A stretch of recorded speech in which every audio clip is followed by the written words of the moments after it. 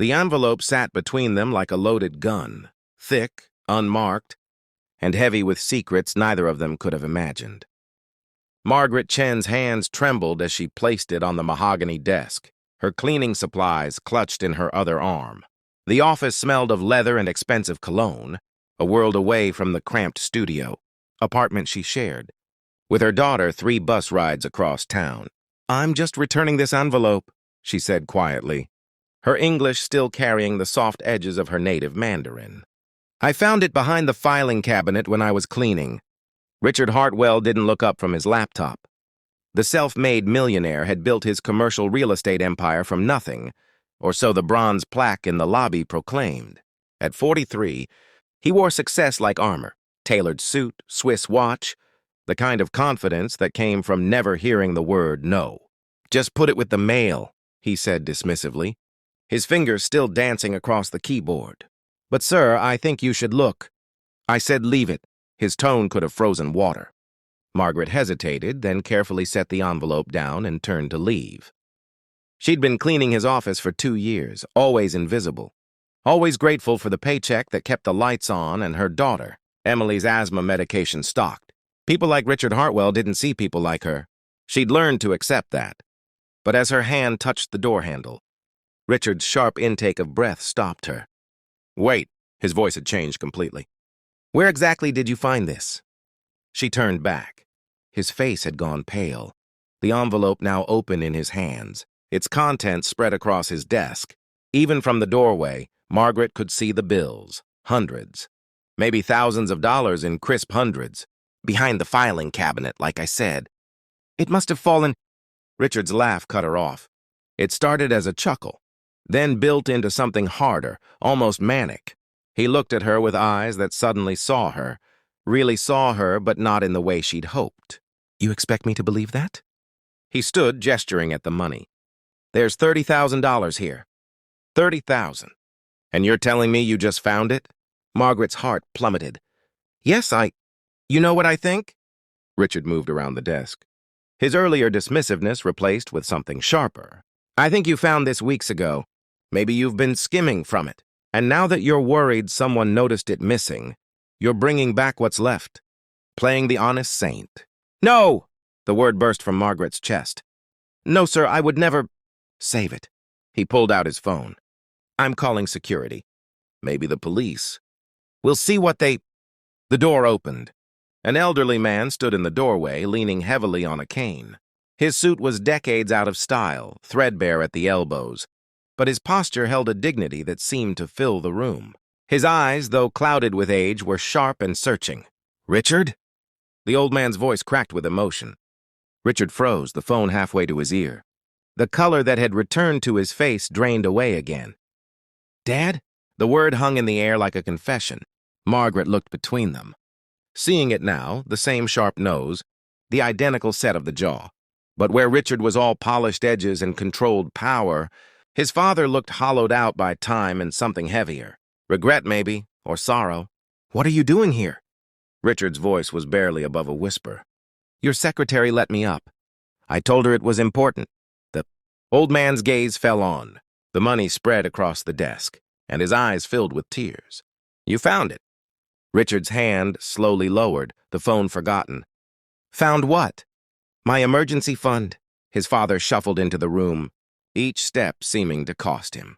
"I hid it there 20 years ago, back when this was still my office. Before everything fell apart." The silence stretched taut as piano wire. "After your mother died," the old man continued, his voice breaking, "and the business started failing, I became someone I didn't recognize. I drank, I gambled, I lost everything, the company, our home, your college fund. You were 17, and I failed you in every way a father could fail a son." Richard stood rigid, his jaw clenched so tight Margaret could see the muscles jumping. "But before I lost it all completely, I hid this money. I told myself it was for an emergency, for you if you ever needed it. But the truth was, I was too ashamed to face you, too proud to admit I needed help." The old man's tears fell freely now. "By the time I got sober 2 years later, you'd already put yourself through community college, working 3 jobs. You'd changed your name to Hartwell, your mother's maiden name, and told the landlord, You had no father. I didn't need you, Richard said, but his voice lacked conviction. I know. The old man nodded, accepting the blow. You built all this yourself, and you were right to cut me out. I haven't come to ask for forgiveness. I don't deserve it. But I saw on the news last month that you were being honored by the Children's Hospital for your donations. They showed pictures of you visiting sick kids, making them laugh. Something flickered across Richard's face. That's when I knew, his father continued. Despite everything I did wrong, somehow you became a better man than I ever was. But I realized I'd left something undone. This money. It was supposed to be your safety net. Instead, it's been gathering dust for 20 years, hidden behind a filing cabinet in an office that stopped being mine before you even graduated. He moved closer, his hand shaking as he reached toward the bills. I came to find it, to finally give you what should have been yours all along. Not because you need it. God knows you've made your own fortune, but because you deserved better than what I gave you. Margaret watched Richard's face contort. Decades of carefully constructed walls beginning to crack. She should leave, she thought. This was private, intimate. But her feet wouldn't move. Why now? Richard's voice was raw. Why after all these years? Because I'm dying, son. The old man said it simply, without drama. Liver cancer? 6 months, maybe less, and I don't want to leave this world without trying to make amends. Even if all you can give me is the chance to say I'm sorry. The envelope full of money sat between them, suddenly meaningless against the weight of everything unsaid. Richard's hand moved to his face, covering his eyes. When he spoke, his voice was thick. The Children's Hospital donations? I started them the year after you disappeared. There was a boy named Marcus, 8 years old, dying of leukemia. His father hadn't visited in months. And I saw myself in Marcus's eyes, that same abandonment, that same confusion. I couldn't save my own childhood, but maybe you could save theirs, his father finished softly. The dam broke. Richard's shoulders shook with 20 years of suppressed grief and anger and loneliness. His father moved forward, slowly, giving Richard every chance to pull away, and wrapped his arms around his son. Margaret felt tears streaming down her own face. She thought of Emily, home with a babysitter, waiting for her mother to return with the groceries this paycheck would buy. She thought of all the parents and children she'd watched from the margins of her invisible existence, cleaning up after their lives while fighting to keep her own together. After a long moment, Richard pulled back, wiping his eyes with the back of his hand. He looked at Margaret as if truly seeing her for the first time. I'm sorry, he said. I'm so sorry. You tried to do the right thing and I... He couldn't finish. Margaret smiled through her tears. It's okay. No, it's not. Richard took a breath, steadying himself. How much do you make cleaning this building? She told him. He winced. And you have a daughter? Emily, she's 9. She wants to be a doctor.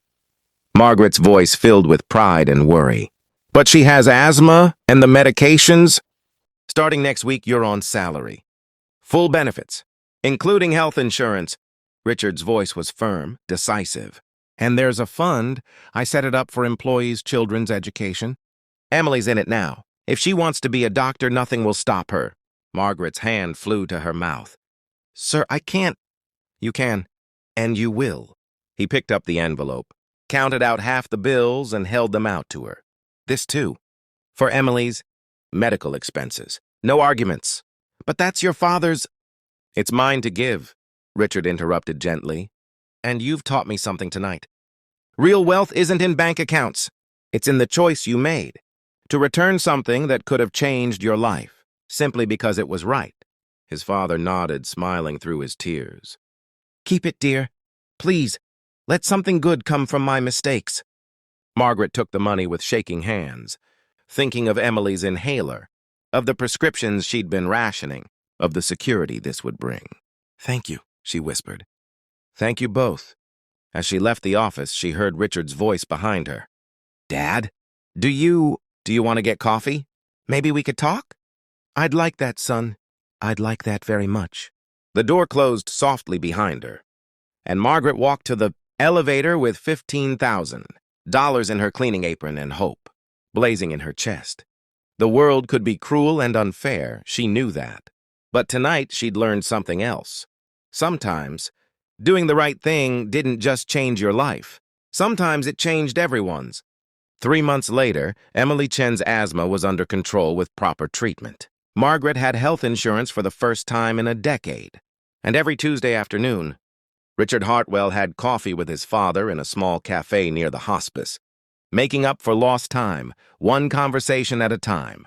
The envelope that had started it all sat in Richard's desk drawer, empty now but somehow fuller than it had ever been. A reminder that the most valuable things we find are rarely what we're looking for, and that sometimes the greatest fortunes are counted in second chances and the courage to do right when no one's watching.